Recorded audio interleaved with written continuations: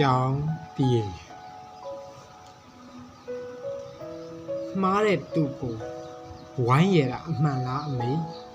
ဒါဆိုသားစာတင်ခန်းထဲမှာမပြောတော့ဘူး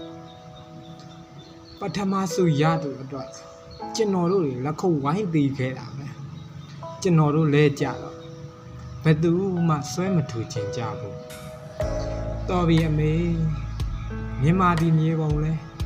လောက်မဆွဲကျင်တော့ဘူးကျောင်းအုပ်တတိုင်းကိုကြော်ဖို့ဘယ်သူဟာမြေကြီးပေါ်အုတ်ခဲသုံးလုံးခုတ်ထားပေးပါလေဒုက္ခနဲ့တကယ်ကြုံမှုသူတွေပါ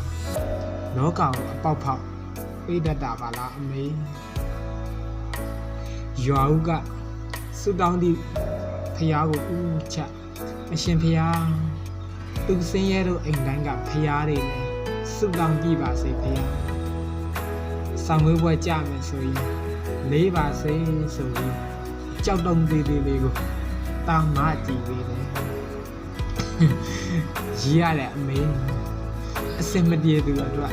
ဘဝပေါ့ပါပါလမ်းမထက်ကကြောက်ခဲ့အသေးလေးနဲ့လမ်းဘေးကတရက်ပင်ကိုထုပြလိုက်တယ်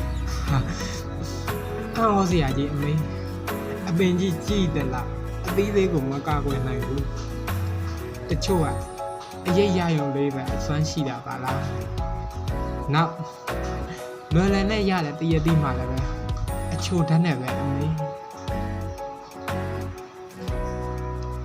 စီးနေတဲ့မြစ်ထဲကိုပြစ်ချလိုက်တယ်အမြင့်ပြုတ်ကြရတာတိတ်အရတာရှိတာပဲအမေဒါကိုဘာလို့လောကမှာခုံချတဲ့သူတွေထက်တုံးချတဲ့သူကများနေရတာလဲအမေအိမ်ရပြန်